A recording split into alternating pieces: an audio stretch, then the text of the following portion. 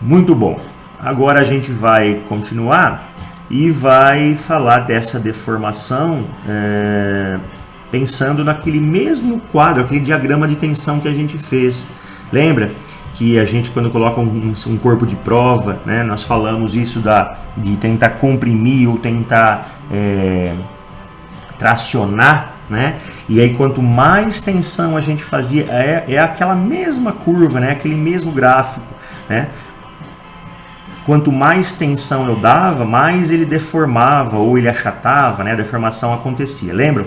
Bom, agora nós estamos falando de deformação angular, de ângulo, então, mas a ideia é exatamente a mesma.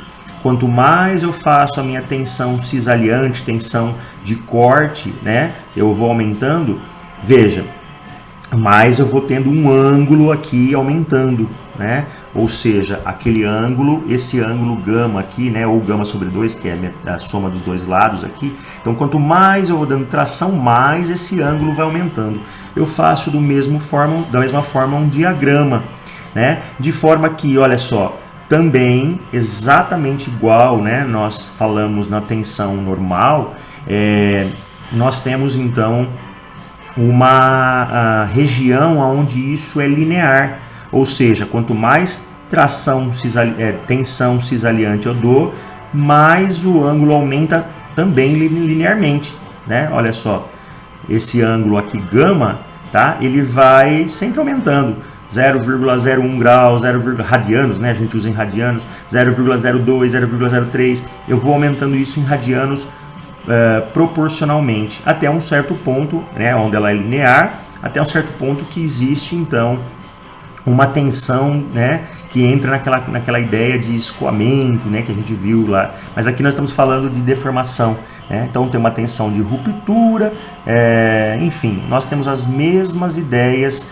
que nós fizemos para outra. Óbvio que para a gente vai interessar essa região aqui, né?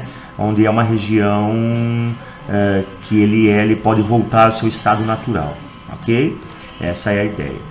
E aí também alguns materiais, tem exemplos aí de alguns materiais da mesma forma, nós estamos fazendo uma analogia, só que agora pensando na variação do ângulo, né? Lei de Hooke também, mesma coisa, existe lá um módulo, né? Lá nós chamamos de E, aqui a gente chama de G, né? Enfim, existe uma tensão máxima de ruptura, né? Aquele momento em que a gente tem o limite acontecendo lá, tá? Mesma coisa, ok? Então tem alguns materiais aqui, o aço, o alumínio, tem alguns materiais que são os valores nas suas tensões aí, tá? Muito bom, aqui está um exemplo do titânio. Então, por exemplo, o titânio, quando a gente faz começa a dar uma tração de corte cisaliante, né? Até 360 megapascal, ele faz uma mudança, ele faz uma variação, né, de 0,008 radianos. Veja que é muito pouco, né, obviamente, né, mas existe aquele achatamento de forma que ele tem uma pequena mudança no seu ângulo, né, aquele ângulo que antes era reto, né, que era um quadrado, podemos dizer assim, aí ele começou a dar um pequeno achatamento e o ângulo muito pequeno aqui, tá? Mas esse é um exemplo no caso do titânio, ok? Bom, e da mesma forma que a gente fez lá, nós chamamos, né, que nós fizemos na tensão normal, tudo a analogia é igual, tá? Nós temos as tensões admissíveis, né, aquelas que para a gente ter uma tensão de segurança, né, então a gente divide isso por um fator aí, né, maior que 1, para questão de segurança você ter essa variação. Então, se você pegar na aula 3 lá, tudo que a gente falou da tensão normal, a gente está fazendo para o ângulo também, só que agora é ângulo, né, é a tensão cisaliante, ok? Mesma ideia. Vamos pegar um exemplo, então, que eu acho que vai dar uma boa... vai dar para vocês entenderem bem aí a questão. Bom, vocês já devem ter feito aqueles exercícios com montes de treliças, ou pelo menos devia tentar, né? A gente fez aquele da aula 4 com bastante exemplo, com bastante treliças, lá 15 treliças, né? Vou pegar um exemplo aqui com uma bem simplesinha, 2 treliças apenas, e elas estão presas, olha só aqui, em dois pontos de apoio, o apoio A e o apoio C, e tem um nó no ponto B, né? Aqui um nó B, que é onde é a ligação das duas treliças. Veja, aqui é uma barra de 50 milímetros, essas já são diferentes, não são iguais, né? Essa daqui é um engaste, né? Então veja que esse engaste aqui está preso por dois pontos, esse só está preso num ponto, ele pode rotacionar aqui, essa é a ideia do ponto C. Eles têm uma distância daqui de 600 milímetros, né? Ou 0,6 metros, 60 centímetros. Bom, tem todas as informações. E ele pede, então, primeiro, né, a gente vai fazer tudo de novo, aquilo que a gente fez lá, e a gente vai também querer saber agora das tensões cisaliantes, tá? Então a diferença é que a gente vai aumentar um pouquinho mais ainda nosso estudo, né? A gente vai ter que fazer um pouquinho de cálculo a mais. Eu peguei um exemplo bem simples, né? Obviamente para vocês não se preocuparem aí com aquele monte de treliças que aconteceram no exercício, no exemplo, na aula 4, tá? Fiquem tranquilos.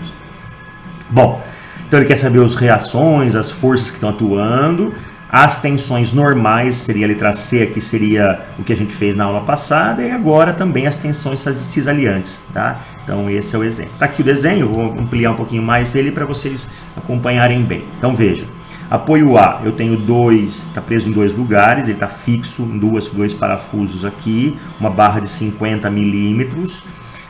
O ponto C, uma força, um parafuso apenas aqui, né? Que é como se ele tivesse poder você pode girar isso, enfim, mas tem um ponto de apoio aqui, a distância entre eles, os diâmetros, e uma força única externa aqui, né? A gente está desconsiderando as bases, os pesos, né? das barras, né? Uma força externa aqui de 30 kN, tá? Então essa força sendo feita aqui. Vamos começar? Então vamos lá. Eu pus bem resumido aqui, então eu vou explicar de uma forma mais sucinta aí, espero, né? Bom, que forças nós temos então? Veja, eu tenho a força externa B, 30 kN, né? E os apoios, né? Vamos chamar aqui de um apoio C, X e um CY. Um apoio AX e um apoio AY, tá?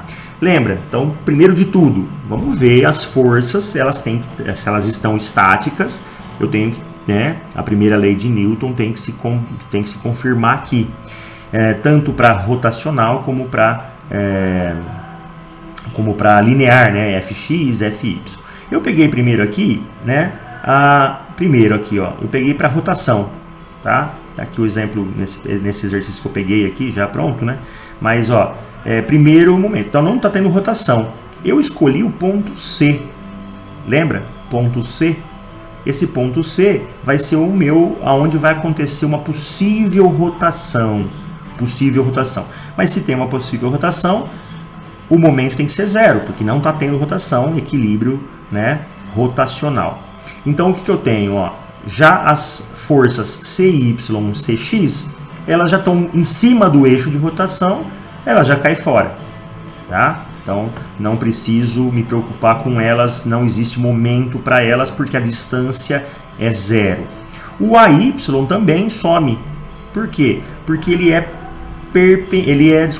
na mesma direção da distância. Lembra que tem que ser perpendicular, né?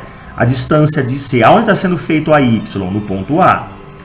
Distância entre C e A é na vertical aqui. E a força também é na vertical. Como elas são paralelas, né, elas não fazem rotação, né? Essa força AY também. Então veja que colocando nesse ponto C, eu já cancelei 3 momentos, né? CY e CX, porque eles estão justamente sobre o eixo, e o AY porque ele está na vertical, justamente paralelo em relação à distância. Eu tenho 2 forças só, a força AX e a força B, né? Ou essa força externa aqui. Como eu estou falando do ponto de rotação, tá? Ponto de rotação aqui em X, então vamos lá, o AX, que é esse, veja, rotação em C, essa força AX, ela faria um movimento de rotação no sentido anti-horário, positiva, por isso positiva. Então, o valor da força AX vezes a distância, 600 milímetros é o mesmo que 0,60 metros, tá? Então, força, AX vezes distância. Positivo, porque ela é uma força. Pegando o eixo de rotação em C, é uma força que vai fazer no sentido anti-horário. E a força B, veja, tem que ser perpendicular. Lembra das mudanças que a gente faz? Né? Aqui eu posso pensar tanto o ponto B. Ah, mas ele tem que ser perpendicular. Então eu vou trazer o ponto B, né? Essa força que é vertical, exatamente aqui para cima, nessa direção aqui, como se fosse nesse ponto onde está a setinha aí do mouse, né? Trazendo para cima, veja, a distância fica horizontal e a força fica vertical, então elas são perpendiculares. Então, trazendo essa força de 30 newtons aqui para cima, onde está meu mouse aqui, eu tenho então que é uma força vertical para baixo, portanto ela faria rotação no sentido horário em relação a C, por isso o termo parece ser negativo aqui. A força 30 kN para baixo, e essa distância aqui, trazendo aqui nesse ponto aqui, essa distância é de 0,8. É como se eu trouxesse essa barra AB para essa posição aqui, aqui em cima, né? Então, por isso, 30 vezes 0,8. Então, eu tenho que 30 vezes 0,8 dá 40, desculpa, 30 vezes 0,8 dá 24, passa para o outro lado, fica menos 24, fica mais 24, divido por 0,6, que dá 40 kN. Então, a X, que é essa força aqui, ela é de 40 kN, tá? Bom, e a gente sabe, agora trazendo pelo F de X, né? A gente sabe quais forças nós temos na direção X. Duas, essa, AX e CX. A soma das duas tem que dar zero, porque equilíbrio linear em X. Se essa, então a soma das duas tem que dar zero. Como o AX é mais 40, passo para o outro lado, CX é menos 40. Então, a força CX, na verdade, a gente supôs que ela era para a direita, na verdade ela é para a esquerda. Ela é menos 40 porque ela é para trás, tá?